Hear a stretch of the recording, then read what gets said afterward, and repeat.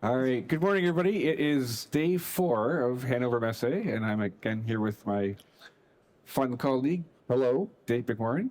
nice to be here. Thanks, Marc. Yes, and it's been a really interesting week. I've seen a lot of interesting things. I've met a lot of interesting people. That's for sure. And I've learned a lot of interesting things that maybe I'm stubborn, but I didn't think I would learn. Okay. Well, I know you had talked about, talking about UNS and unified namespace and seeing what people had thoughts on. Yes, and we had Walker Reynolds here, and he gave a nice chat with Vetso on the concepts and why you should do that. And I think Vetso and Tulip are doing another session on that still. Okay, good. But what was really interesting is I asked a lot of people as they came through our booth and as I meandered through the halls here, and UNS totally 100% subscribes to that. It's a method to distribute data. But what was interesting was when you start to talk about it, it's not just the method that's important. It's the quality, the data governance around how do you make sure that that data is, I'll call it good, for consumption. Right. And that message really hit home when I was with Google last night with Matt, and we were talking about artificial intelligence and generative AI and machine learning, and he went down the whole thing about if your data is no good, everything else falls apart. Sure. And I think the data governance piece is talked about, but I'm not sure it's understood enough. Because again, I've been in this industry for a long time. I thought I knew it, but it was good to hear, about that. And I know you had some thoughts around that. Yeah, I have some thought. I think UNS is a good place to start. However, whatever method, whatever technology you use, because it's not based on any technology, it's more that process that you're referring to. Right? Yeah. And I think we should do some more live discussions on that, Together? after the show. Yeah, sure. The both of us. But one of the things what I'm seeing is what I've really been impressed by is the AI that the cloud vendors are doing and other people are doing are really impressive.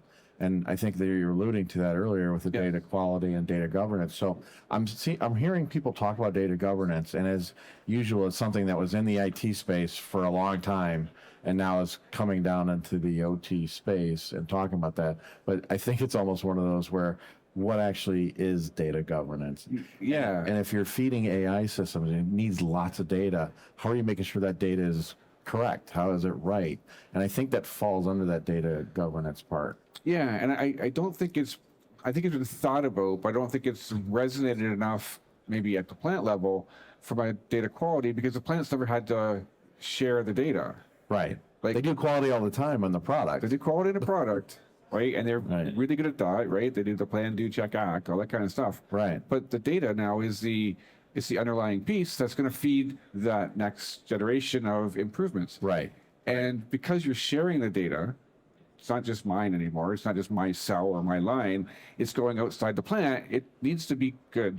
It needs to be right. And it needs to be checked and verified and maintained, because it can go from good to bad. And if it goes from good to bad, I think a lot of things start to fall apart. Yeah. And I think when you start talking about quality, it's not like the OBCDA standards of the different qualities and the code you get to say it's good, bad, spotty. It's more of the quality. Is it in the right format? Is the value within range? Is it like there's a whole rules-based approach to it. Yes. There's also a standard. Hey, is your topic matched? Right. If you're going to use a UNS with an MQTT broker, does your topic match? Does your payload match? Does the data fit? So there's all sorts of things that data governance is going to follow under process, standards, quality, and those kinds of things. Yes. Is there a data value?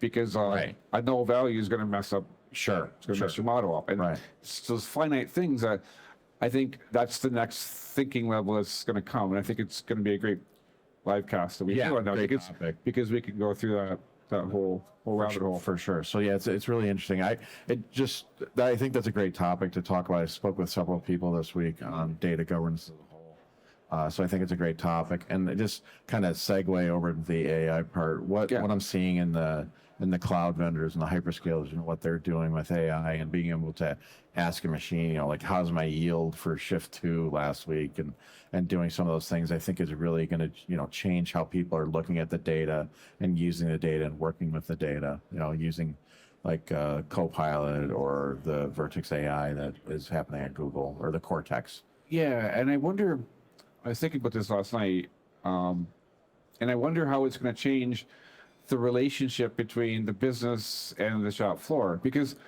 in the past, you'd have supervisors running a line, running a shift, a plant, whatever it is. And if there was a question to be asked about how are we doing, well, I would go to you. You're running the line. Right. How's the line going? And you probably had some data, and you'd show me what you thought. Right.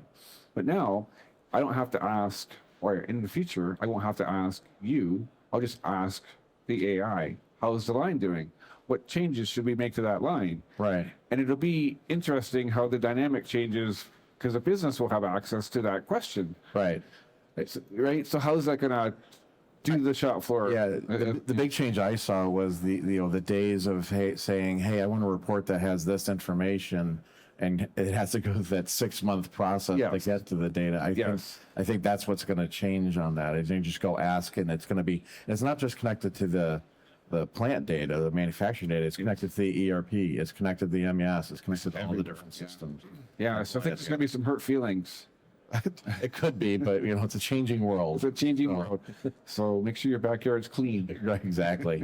So it's just really been interesting to see how technology is evolving, and when AI was that sci-fi movie thing, and we're actually seeing it happen. I'm seeing it here now. Yeah. So it's pretty amazing. Yes, you may never retire. I hope to one day. One day? I expect it to be asked to retire would be probably what will really happen. I've been asked a few times. You just don't answer. Going. Yeah. Oh, very good. Anything else you want to talk about today? Well, I do, but we're gonna have to cut this short. We do have lots of things to do today. Right. So, but let's save some of those topics for our podcast. Sounds good. And join us when we have those. Keep an eye on LinkedIn for that. And tell us where we are again. We are in Hall 16, booth D4, at Hannover Messe this week, and we'll be here today and tomorrow. So stop on by, have a discussion about AI or UNS or data governance or anything. Yes. I'd be happy to talk to you about it. If you can't stop by, I'm on LinkedIn. I'm not sure if you are. I'm on LinkedIn as well. Well, you can reach us there too. And sure. I'm happy to chit chat about the stuff. It's interesting stuff. Good stuff. Great. Thanks a lot, Mark. Thank you, Dave.